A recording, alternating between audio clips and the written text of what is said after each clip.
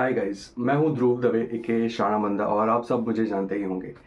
मैं एक यूट्यूबर हूँ। हाँ, एक यूट्यूबर हूँ जो गालियाँ नहीं बोलता, जो बुरे कंटेंट नहीं निकालता, वैसा बंदा। और रियल लाइफ में भी मैं वैसा ही हूँ। मैं अपने आप को वैसे ही डिपिक्ट करना चाहता हूँ जैसा मैं रियल लाइफ में हूँ। कुछ ऐसे किस्से बताना चाहता हूँ जो अच्छे आज के मॉडर्न यूथ को अच्छी डायरेक्शन में मूव करे, और जो डायरेक्शन में आज का यूथ जा रहा है वो संभाले, आगे ले जाए। बियर बाइसेप्स मेरा फेवरेट यूट्यूबर था। हाँ था। क्यों था? क्योंकि वो अच्छे अच्छे काफ़ी कॉस्मिक भूत प्रेत हिंदू दिशाओं के बारे में, जैसे एक थियरी उन्होंने कहा था कि महाभारत एग्जिस्ट करता है, कैसे वो एग्जिस्ट कर सकता था, पॉसिबिलिटी कैसे थी।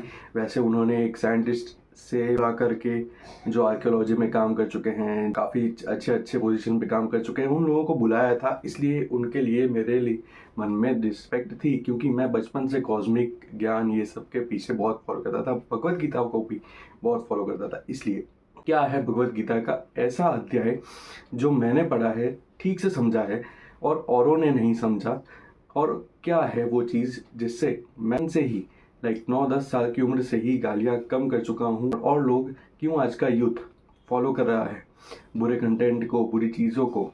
फेम के लिए कैरी मिनाटी ने गालियों से ही शुरुआत की थी, मगर वो उनकी मजबूरी थी।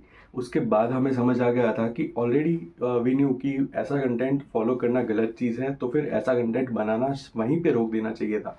बट ऐसा नहीं हुआ। हमने फिर भी उन कंटेंट्स को बढ़ोतरी दी और टिकटॉकर्स को गालियाँ दी कि ये TikTokers, let me tell you, they are using the dance, their movement, what ever.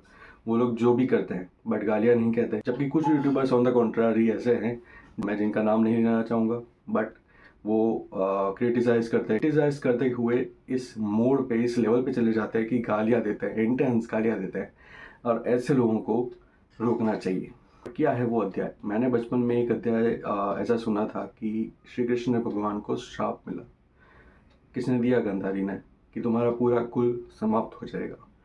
उसके बाद जब उन्होंने जाना कि श्री कृष्ण ही सब कुछ थे, उस वॉर में, उस युद्ध में मरे भी श्री कृष्ण और मारा भी श्री कृष्ण ने, तो वो देख कर पूरा सिनेरियो, गांधारी जी उदास हो गई। ये मैंने क्या कर दिया?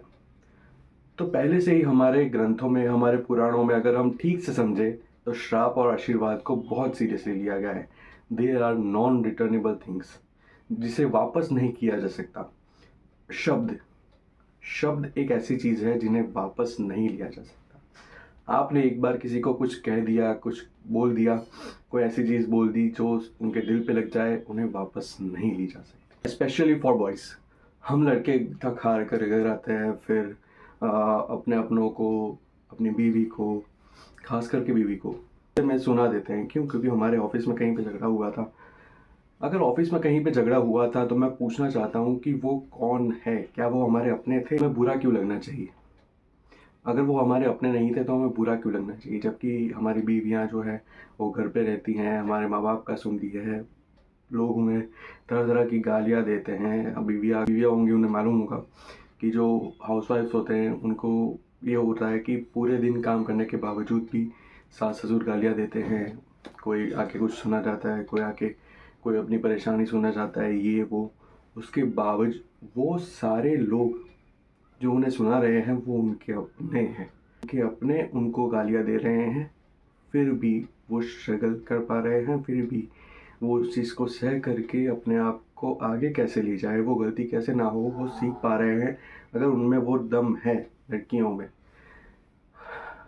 तो हम में क्यों नहीं? और हमें, जो हम बॉयज़ जो बाहर की वर्ल्ड के साथ होते हैं पूरे दिन, और लोगों के साथ उठते बैठते हैं, वो क्या हमारे अपने हैं? नहीं है। तो उनका बोला हुआ हमें लगना चाहिए? नहीं लगना चाहिए। और फिर भी हम लगाते हैं। क्यों? पता नहीं। अब हमारे अपने जब हमें कुछ कहे तो उस चीज़ को लगना, उस चीज़ के थ्रू गुजरना, ये ज़रूरी है। उस चीज़ को सुधारना, अपने अपनों को साथ रखना, ये ज़रूरी है, और कुछ भी ज़रूरी नहीं है। शब्द शब्दों का अगर पहले के ज़माने में हम देखने जाए, पीछे के ज़माने में लक्ष्मण भगवान को जैसे तीर लगा तो संजीवनी बूटी लाज पाए, उस चीज़ के लिए और उन्हें ठीक कर पाए। ठीक है, तो डीड्स को, कर्मों को फिर भी रिवर्स किया जा सकता है, ऐसा हम सीख सकते हैं, पर शब्दों को कभी रिवर्स नहीं किया जा सकता। जैसे फॉर एन एग्जांपल 4 बालक आए थे द्वार पे श्री हरि के, और उन्होंने श्राप दिया था कि उन्हें अवतार लेना होगा, तो उन्हें अवतार लेने पड़े। वो श्राप इरिवर्सिबल था। ठीक है, तो इससे हमें सीखने मिलता है कि शब्द जो है वो बहुत इरिवर्सिबल है और उन्हें बहुत ध्यान से उपयोग करना चाहिए। देखो, मैं खुद एक मैकेनिकल इंजीनियर रह चुका हूँ, और मैं अपने यहाँ पे, मैं जब छोटा था तो मैं मौन व्रत करके रखा करता था, कभी 1-2 दिन के लिए।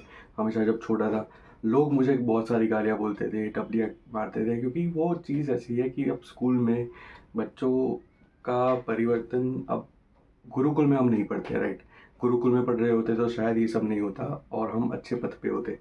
बट क्योंकि स्कूल्स अब मॉडर्नाइज होने लगे हैं और बच्चे गालियाँ बोलना कूल समझने लगे हैं, तो बच्चे ऑब्वियसली, मेरे जो दोस्त थे वो गालियाँ बोलते थे, डब्ल्यू, पर मेरा जो कंसंट्रेशन मौन व्रत पे था वो कभी नहीं हिला।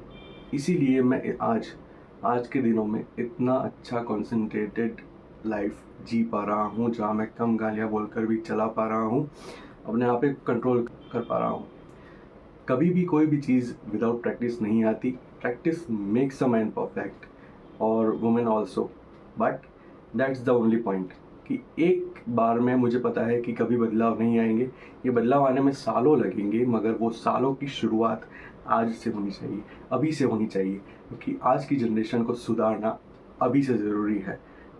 हमारे सनातन धर्म का उपयोग विदेशी लोग कर रहे हैं, विदेश वाले हमारा योगा अपना रहे हैं, हमारी भगवत गीता अपना रहे हैं, तो हम क्यों नहीं? हम अपने गुरुकुल को क्यों ना फिर से अपनाएं? हम अपनी नालंदा फिर क्यों ना खड़ी करें? यही मेरा आज का पॉइंट था। Thank you so much for watching my channel, and please support my channel for this type of content. तो मैं ऐसा ही कंटेंट फिर से लाता रहूँ और अपने दिल की बात आप सब तक पहुँचाता रहूँ। स्टे शाणे and follow Shana Banda. Thank you so much.